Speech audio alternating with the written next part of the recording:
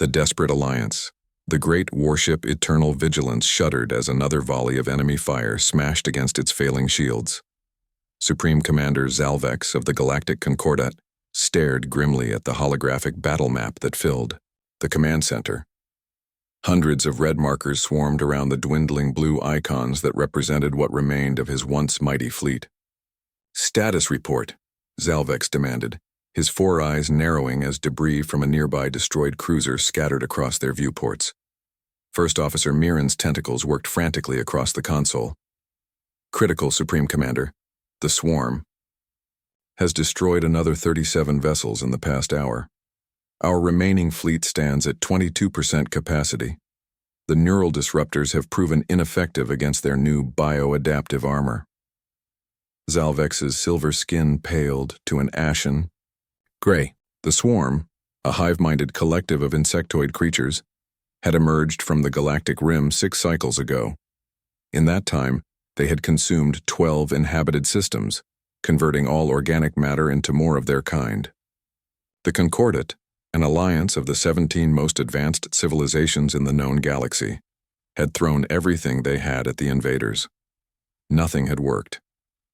"The Council of Elders is requesting your presence at an emergency session, Supreme Commander," Communications Officer Tillax announced, her voice trembling. Minutes later, Zalvex stood before the holographic projections of the 17 Elder representatives, each the most respected leader of their respective species. "Our projections indicate total defeat within 42 days, stated Elder Corvus of the Arcturus Collective, his mechanical voice emotionless as he delivered the death sentence of trillions of sentient beings. "We have one option remaining," said Elder Thexra, her crystalline form glimmering even through the holographic projection, though many consider it desperate. "What option?" Zalvex inquired, already suspecting the answer. "The humans," replied Elder Thexra. A murmur of disbelief rippled through the gathering. The humans of Sol System were barely considered a spacefaring race by Concordat standards. They had achieved faster-than-light travel only 73 years ago, while the youngest Concordat member had been exploring the stars for at least 2 millennia. "They are primitives," objected Elder Pator of the silicon-based Vitorians. "Their technology is centuries behind our own. What could they possibly offer against an enemy that has defeated our most advanced weapons?" Elder Thexra's crystalline form pulsed with light as she spoke. "The humans have one quality that may prove valuable: unpredictability. While we have fought wars with precision, mathematics, and superior technology, the humans have a history of chaotic innovation. They think differently. They are also the only spacefaring species that evolved as predators," added Elder Corvus. "Their history is filled with warfare. Against all logic, they seem to function best when facing extinction." Zalvex considered this information with skepticism. "Even if what you say is true, their military force is insignificant. They have fewer than 300 warships, most confined to their home system." "Nevertheless," Elder Thexra insisted, "we have exhausted all conventional options. The Council has voted. We will request human assistance." 3 days later, Zalvex found himself aboard the Eternal Vigilance, facing the first human diplomatic military delegation to ever meet with the Concordat High Command. The 5 humans before him appeared disconcertingly similar to one another from his perspective: bipedal, endoskeletal, with minimal biological variations. Their leader, a female they called Admiral Chen, was studying the battle projections with an intensity that made Zalvex uncomfortable. "Let me understand correctly," Admiral Chen said, her eyes never leaving the holographic display. "This swarm has defeated the combined forces of 17 advanced civilizations, consumes all organic matter it encounters, and has adapted to every weapon you've deployed against it?" "That is accurate," Zalvex confirmed. "Our most conservative estimates suggest that the Concordat will fall within 40 days unless the swarm is stopped." To his surprise, the human didn't seem dismayed by this information. Instead, she exchanged glances with her companions that Zalvex couldn't interpret. "And you've tried negotiation?" asked one of the other humans, a male they called Dr. Okafor. "The swarm does not communicate," replied First Officer Mirren. They consume. That is their only purpose that we can discern. Admiral Chen finally looked up from the battle projections. Supreme Commander, I'll be direct. Humanity is willing to help, but we'll need complete access to your technical specifications, weapon systems, and all data you've collected on the swarm. We have some unconventional ideas that might work, but we'll need your cooperation and trust. Zalvex hesitated. Sharing such information with a non-concordant species was unprecedented. Yet what choice did they have? You shall have what you require, Admiral. He finally agreed. The humans worked with an intensity that surprised the concordant scientists. They reviewed thousands of battle records in days, proposed modifications to concordant ships that many engineers considered bizarre, and requisitioned materials for purposes they refused to fully explain. When questioned, they simply responded that explaining would take longer than implementing. 15 days after first contact, a human fleet arrived at the edge of the Rigel system, the current front line against the swarm. Zalvex had expected the full human armada, nearly 300 vessels. Instead, only 42 ships dropped out of hyperspace. Admiral Chen, Zalvex transmitted from the Eternal Vigilance, our intelligence indicated you would bring your entire fleet. Chen's face appeared on the communication screen, an expression Zalvex couldn't read on her features. This is our entire combat-ready fleet, Commander. The rest are defensive positions around our colonies. Zalvex felt his hope diminish. 42 ships against thousands of swarm vessels? It was suicide. Don't look so worried, Commander, Chen added. And now he recognized her expression as what humans called a smile, though it didn't reassure him. We've been studying your enemy and we've brought a few surprises. The human vessels were smaller than concordant warships and appeared to have been hastily modified with mismatched components. Some had unusual protrusions that matched no known weapon system in the concordant database. Zalvex wondered if these primitives truly understood the gravity of the situation. His doubts increased when the human fleet did not form into the precise, geometric formations that military doctrine dictated for optimal defense. Instead, they arranged themselves in what appeared to be a random scattering across space. Admiral Chen, Zalvex transmitted urgently as the first wave of swarm ships approached. Your formation is tactically unsound. You must reorganize or— With respect, Commander, Chen interrupted. We'll fight our way. You might want to watch closely. You might learn something. As the swarm closed in, Zalvex and his crew watched in astonishment as the human ships suddenly accelerated in different directions at once. Their movements appeared chaotic, with no discernible pattern. The swarm, which had always adapted quickly to concordant battle strategies, seemed momentarily confused by the unpredictable trajectories. Then the humans opened fire, not with energy weapons or conventional munitions, but with devices that Zalvex had never seen before. Some human ships launched what appeared to be primitive missiles, but when the swarm's defensive systems destroyed them, instead of conventional explosions, the missiles released clouds of microscopic particles. What are they doing? First Officer, Mirren asked in confusion. His question was answered moments later when several human ships fired into the particle clouds with precisely calibrated energy beams. The particles ignited in a chain reaction that ripped through nearby swarm vessels, bypassing their bioadaptive armor. Other human ships were deploying what appeared to be automated drones, thousands of them, each barely larger than a humanoid hand. The drones attached themselves to swarm ships and began boring through their hulls. This is madness, Weapons Officer Krell muttered. Those tactics violate every principle of modern warfare. Yet somehow, the madness was working. The swarm, for the first time since they had emerged from the galactic rim, appeared confused. Their perfect coordination faltered as they tried to adapt to the humans' unpredictable assault. As Zalvex watched in amazement, Admiral Chen's voice came through the comm system again. Supreme Commander, we're going to need your ships to target these coordinates when we give the signal, and prepare your systems for a significant electromagnetic pulse. An EMP? Zalvex questioned. The swarm's biosystems are immune to such attacks. We tried that in the first engagements. Trust me, was Chen's only reply. What followed was the most unorthodox battle Zalvex had witnessed in 3 centuries of military service. The human ships darted through the swarm formation seemingly at random, drawing the enemy into increasingly convoluted pursuit patterns. Meanwhile, the microscopic drones they had deployed were systematically targeting what appeared to be specific nodes on the larger swarm vessels.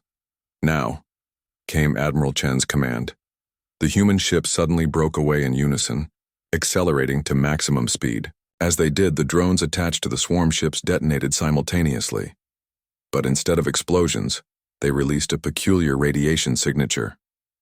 "Fire at the designated coordinates," Zalvex ordered, still not understanding the strategy, but committed to the alliance. The Concordat vessels unleashed their full firepower at the specified points within the swarm formation. Where their weapons struck, the strange radiation intensified, creating a cascading effect that spread rapidly through the nearest swarm ships. The insectoid vessels began to turn on each other, their coordinated movements dissolving into chaos. Their hive mind, First Officer Mirren realized. The humans have somehow disrupted their neural connection. For the first time in 6 cycles, the swarm was retreating. Not a strategic withdrawal, but a genuine retreat born of confusion and discord. As the battle concluded, Admiral Chen requested permission to dock with the Eternal Vigilance. When she arrived on the command deck, Zalvex noticed her exhausted appearance, yet she carried herself with a quiet confidence. "How?" was all he could ask. Chen smiled again, this time with visible weariness. "We studied your battle records and realized the swarm operates on a quantum-entangled neural network. Their consciousness is distributed but synchronized. We created a quantum disruption field calibrated to their specific neural frequencies. It essentially gave them a massive headache, broke up their ability to function as a single entity." "But such technology?" Zalvex began, then stopped himself. The Concordat had theorized quantum disruption fields for centuries, but had never successfully implemented them. "Sometimes the shortest distance between 2 points isn't a straight line," Chen replied. "Your scientists approached the problem with elegant mathematics. We just kept trying things until something worked." As reports of the victory spread throughout the Concordat fleet, Zalvex felt something he hadn't experienced in a long time: hope. But he also felt something else: the uncomfortable realization that perhaps the Concordats' assumed superiority over primitive species like humans had been a dangerous misconception. "This is only the beginning," Admiral Chen cautioned. "The swarm will adapt to this strategy probably faster than we'd like. We need to prepare the next phase immediately." "The next phase?" Zalvex inquired. "Of course," Chen replied with that disconcerting human smile. "In human military history, we've learned that you never use the same trick twice. We've got lots more surprises for them." Looking at the determination in her eyes, Zalvex believed her. The unconquerable spirit. The Concordat High Command observation chamber was silent, except for the soft hum of life support systems. Supreme Commander Zalvex and representatives from each of the 17 elder species watched the holographic battle simulations with growing disbelief. Before them, a human female named Colonel Reza Ibrahimi demonstrated combat scenarios that defied conventional wisdom. "You're suggesting we deliberately position our capital ships as bait?" Elder Pitor's silicon form vibrated with indignation. "The mathematical models clearly indicate—" "With respect, Elder," Colonel Ibrahimi interrupted. "The swarm has your mathematical models.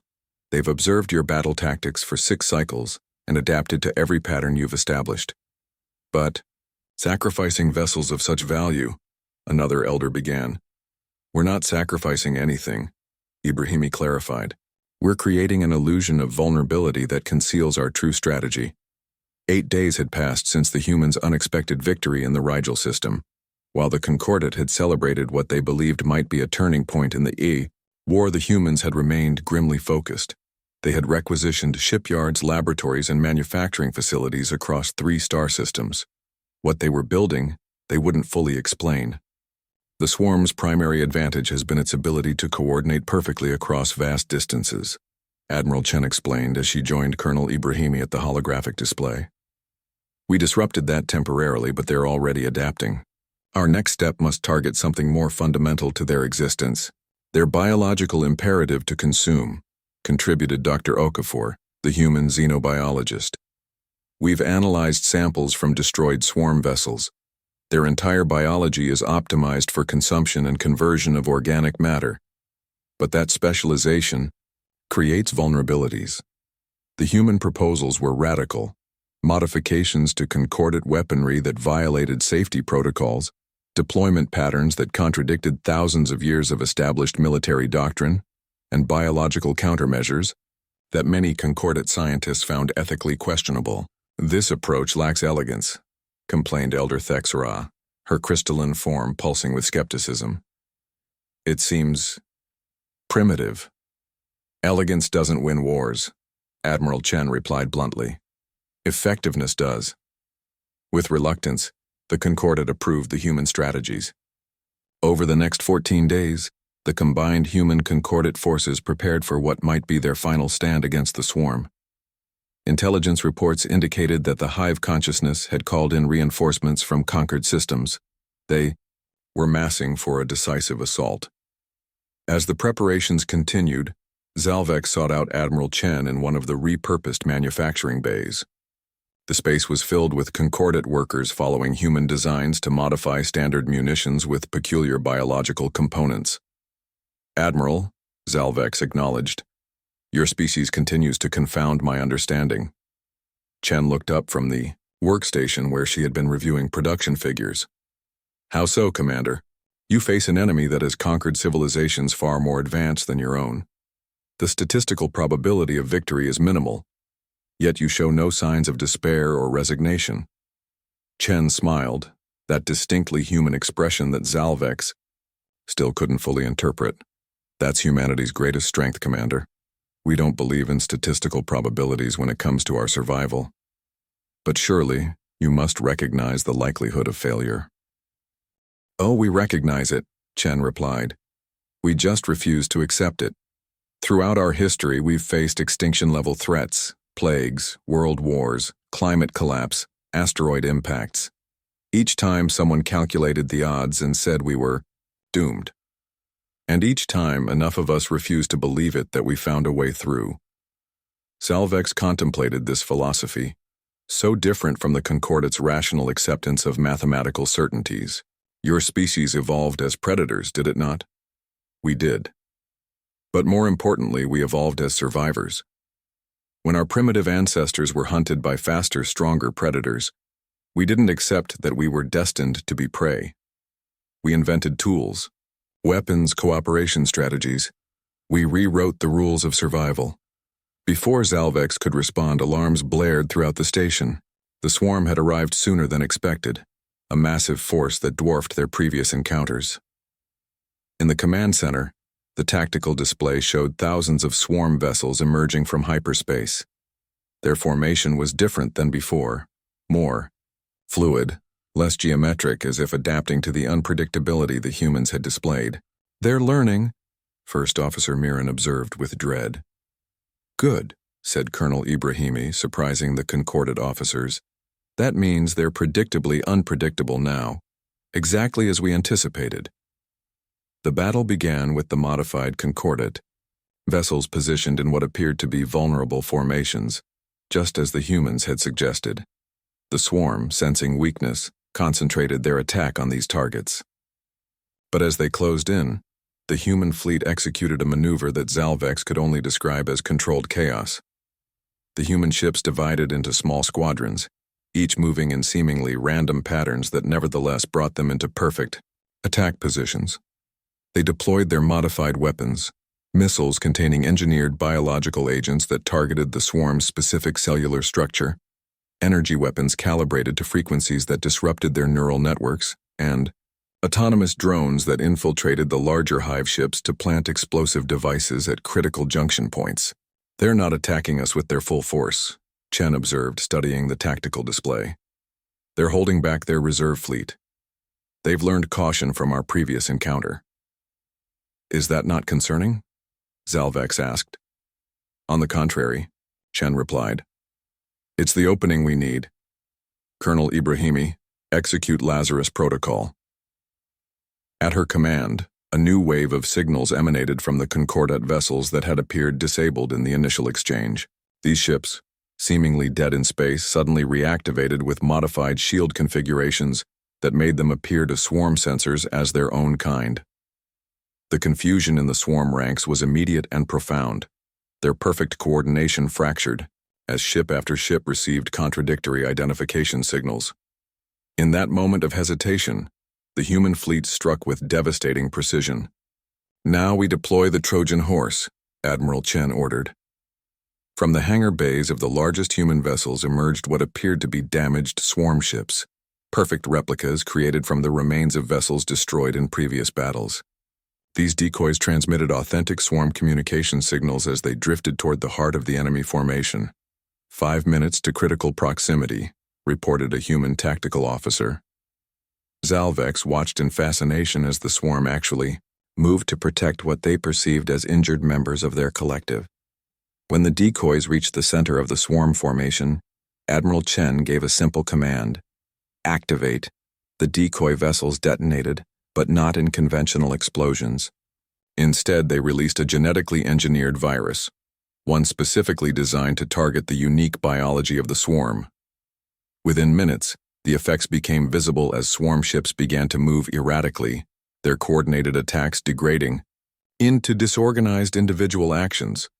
"The virus attacks their communication nodes," Dr. Okafor explained to the astonished Concordat officers. "It doesn't kill them, it isolates them from the hive mind. Without that connection, they're just individual creatures with no strategic direction." As the virus spread through the swarm fleet, the combined human Concordat forces pressed their advantage, targeting the largest hive ships with concentrated fire. Without their perfect coordination, the swarm's numerical advantage meant little against the tactical flexibility of their opponents. 3 hours into the battle, the impossible was happening. The swarm was losing. For the first time since they had emerged from the galactic rim, they were facing an enemy they couldn't adapt to quickly enough. "They're retreating," First Officer Mirren announced, disbelief evident in his voice as the surviving swarm vessels began to disengage from the battle. "No," Admiral Chen corrected. "They're regrouping. This isn't over. The hive mind is attempting to isolate the infected vessels and establish a new network. We need to press our advantage now, before they can adapt." At her direction, the human fleet pursued the retreating swarm, maintaining constant pressure while deploying more of the engineered virus into their ranks. The Concordat vessels, following the humans' lead, executed attack patterns that would have been considered recklessly aggressive by their traditional doctrine. The battle raged across the star system for another 7 hours. By the end, nearly 60% of the swarm fleet had been destroyed or disabled, with the remainder fleeing into hyperspace, not in organized retreat, but in panic disorder.